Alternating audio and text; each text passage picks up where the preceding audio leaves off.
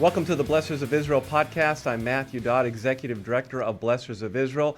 I'm once again honored to be in studio with Pastor Rich Jones. He's the founder and chairman of Blessors of Israel. Well, what's hitting the news this week in particular, it's been building since last week, is obviously the global opinion about what's taking place between Israel and Hamas. People are tired. People are tired. They want to see this resolved. It's been almost 2 years. And now you're seeing a shift even within Israel. Netanyahu meeting with his cabinet, security cabinet, on Thursday to discuss not an occupation permanently, but basically full control. Recent stats basically say that Israel has about 75% of the Gaza Strip, but in Gaza City, about 25%. That's where the majority of Hamas is. It's where the hostages are believed to be, 20 alive, 30 dead, 50 total. And so now there's this discussion in regards to Israel really putting the clamps on this, bringing this to a conclusion. 5 divisions, maybe 5 months it'll take to get the job done. President Donald Trump basically says it's up to Israel. Do what you need to do to get the job done. He wants it done. And so what are your thoughts in regards to all the debate regarding this? That's what I was going to bring up, is the debate. You're right. People are tired. Israel is tired. The IDF is tired. But there needs to be a somewhat long-term solution, right? Yeah. And of course, who is going to control Gaza is the critical question of the day. And the idea, I believe, at least that's what I understand Israel's thinking is that if they can fully occupy Gaza, it would lead to a step toward then the next governance, whatever that might be. And we've talked Definitely not Hamas. But that is for certain. That is like one of the clear objectives. And in fact, that's the reason that Hamas is holding on to those last remaining hostages. They know that once those hostages are released, that Hamas is going to be destroyed. So they're holding on literally for dear life. But Israel's got to look long term, right? And they've got to find a way to hand this to whoever's going to be the next governance over Gaza. Now, there's a lot of discussion of what that might look like. But right now, the critical decision is, do they control all of it? Because right now, you brought it up, there are these pockets where Hamas is clearly concentrated and the hostages are likely there. Now, there's a lot of the hostages family that are saying, don't. Yeah, you do that, then our living are likely hostages, they're likely safe. not going to make it, yeah. And so, or at great risk. Right. And there's the great dilemma, and Hamas knows this, right? It's the great dilemma. That's why they don't want to let go of the hostages. So, the cabinet is meeting maybe even as, early as this evening, our time, and we should hear by tomorrow what they're going to do. I think likely they're going to approve Netanyahu's plan. Yeah, because Zamir, the Secretary Chief of Staff for the military, he's basically saying, I want more of a moderate plan where we can put the squeeze on Hamas while still at the same time protect the lives of those who are alive, the hostages. We can still be effective, but it does appear that patience is running out. And so that's why there's this pressure. That's why there's this debate in regards to go in, seize, make it happen, 5 divisions. There's also concern that, the IDF, they're worn out, they're fatigued. Yes. They're just not showing up at the rate that they should be showing up when it's their time to be on duty. About 71% are showing up when they still need a lot more effort to bring about a conclusion to this. But there must be thought put into a long-term solution. Agreed. Right? What is that long-term solution? Ultimately, if Hamas is not going to lead and govern, someone else does. Now, we've discussed before, does it make sense for the Palestinian Authority? No, it certainly does not. Clearly not. What about other Arab nations? I don't really think that's going to work either, honestly. We've already seen that corruption, lack of leadership.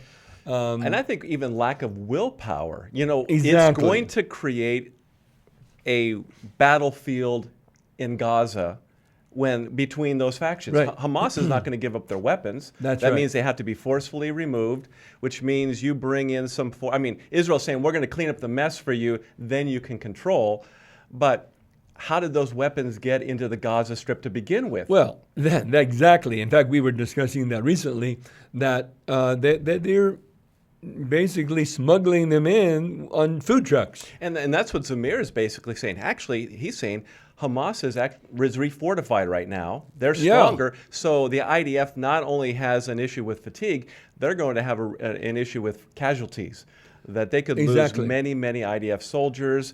Soldiers could be kidnapped. I mean, there could be all these types of things that could take place. They just found another tunnel under a Gaza cemetery, of all things. Exactly. And they were funneling weapons through that. I mean, so who knows what they're going to discover? Who knows what the risks are going to be? And the IDF saying we need to have more of a moderate approach. Netanyahu's kind of understanding the signs of the times, so to speak, in regards to public opinion within the country and outside of the country, internationally. He's recognizing something needs to be done sooner than later. Well, yes. Because what we're doing right now is not working, is basically what he would say. Well, right. It has not worked. But what I do appreciate is the thoughtfulness toward a long-term solution, right? There's got to be thought. You can't just give up. You can't just let Hamas win.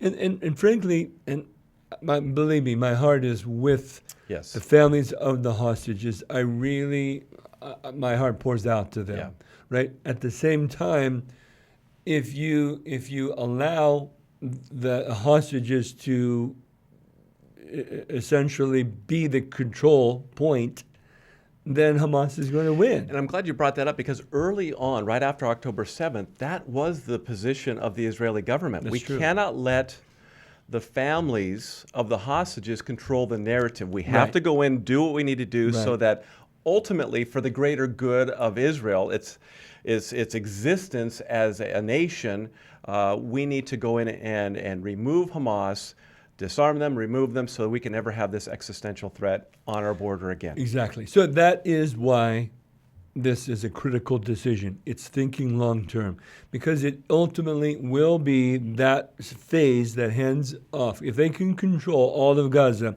it leads to the next step. Who's going to control that? Because there's got to be thoughtfulness put into securing their borders, and that's the last remaining one. But Netanyahu said today, before he went into that meeting, Israel will not be an occupier of Gaza, that they are going to clean it up, they're going to turn it over. Right. Obviously, that's going to appeal to public opinion there. Right. But even then, again, how realistic is that based on what we know in the Middle East regarding Israel and her neighbors? Right. Now, let's bring that up, because we're reading, and also you are as well, about a idea that President Trump is suggesting that let's bring in all of the Arab nations into the Abrahamic Accord. Exactly right. Interestingly, he posted that on Thursday on his Truth Social.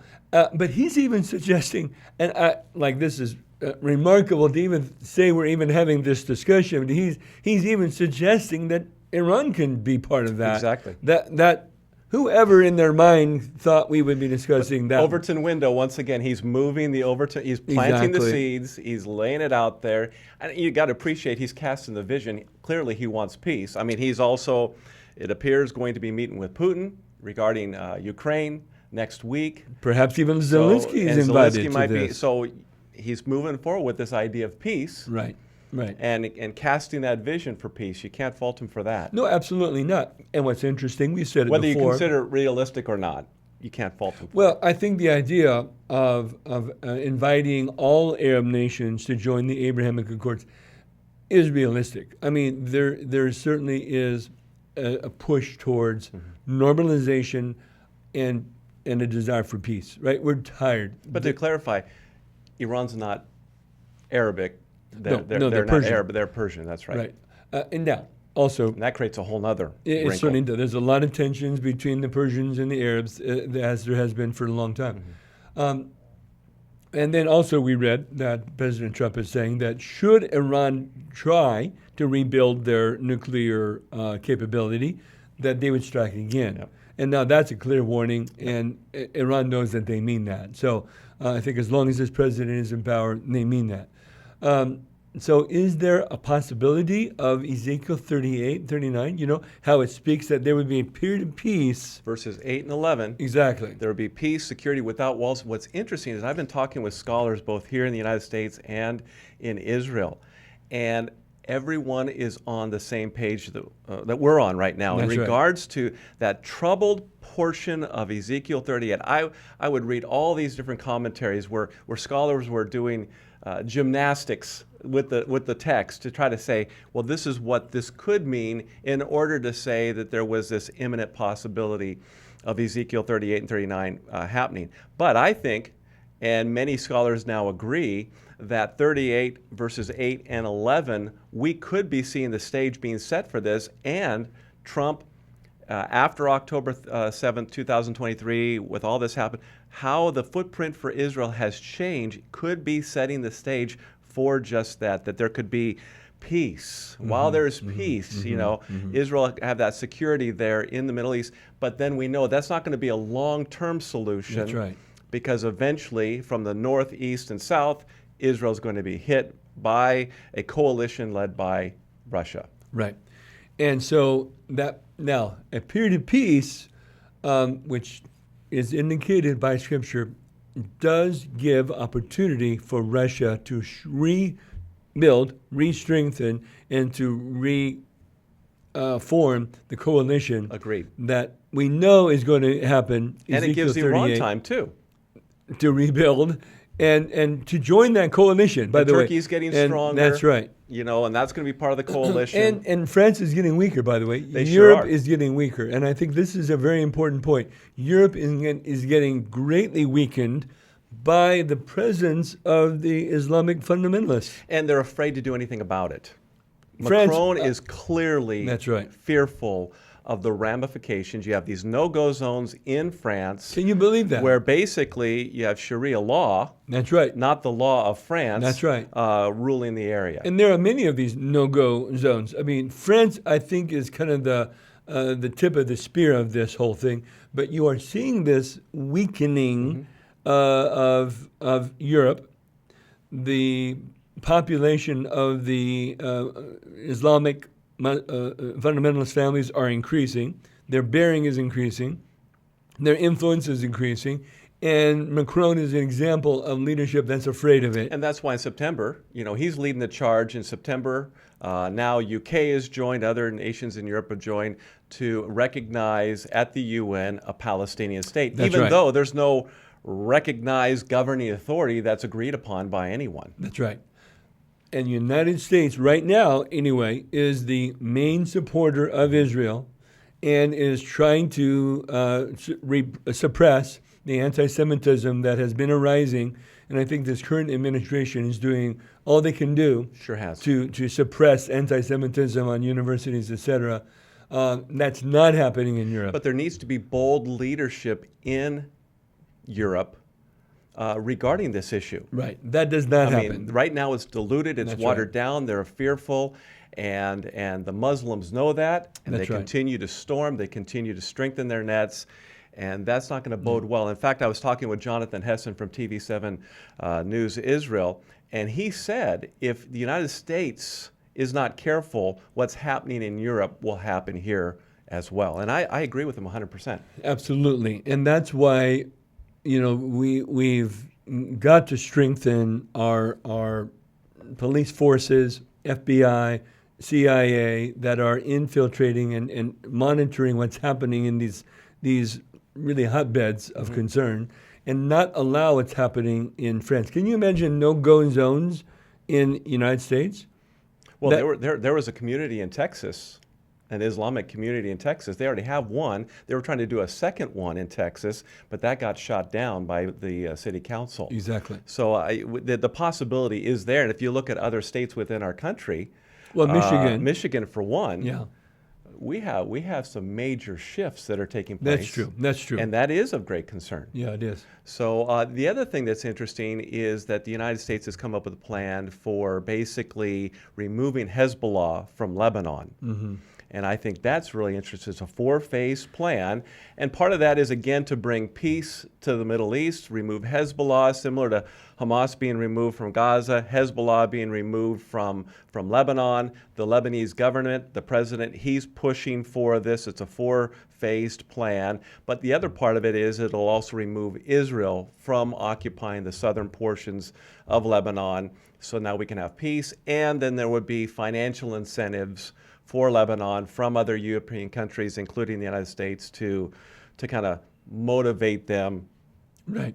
But and this is part of what we're seeing, that the nations around Israel, in the last 2 years, that whole landscape has dramatically changed. Who would have thought, here, as a result of what really started on October 7th, 2023, that now Hezbollah has been defeated. We're talking about removing them, of all things. Yep. Syria has been greatly weakened, and that's a complete a change of leadership. Though I'm not convinced it's good leadership. No, by any I agree. stretch. I agree, but it's certainly, you might say, better than what was there. Yeah. It's hard to say for sure. But Iran, look at what's happened with Iran. And of course, Hezbollah has been weakened, Hamas has been weakened, Iran has been weakened, Syria has been weakened. We're talking about strengthening Abrahamic Accords. It's a whole new world. It really is. It really is. And I think it's time like never before for us as Christians to be in prayer for Israel, for her people, to pray for the peace of Jerusalem, to understand the signs of the times right now. And even though we are on the verge potentially of seeing peace, though I think there's going to be a lot more trial and tribulation before we get to that, that is, I believe, setting the stage for Ezekiel 38 and 39, That's right. The battle of Gog and Magog. So there'll be a season of peace for however long that's going to be. We don't know. And during that time, as you rightly said, that will give opportunity for Russia, for Iran, for Israel's enemies, while everyone's saying peace, peace, peace. That's right. To strengthen their nets. That's right. Waiting for that opportunity for them to seize upon Israel.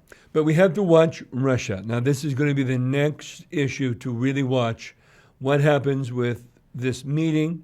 I think we need to follow up and have that. I agree as well. Well, thank you so much for your time, Pastor Rich. And so thank you as well for joining us today. So honored that you're with us.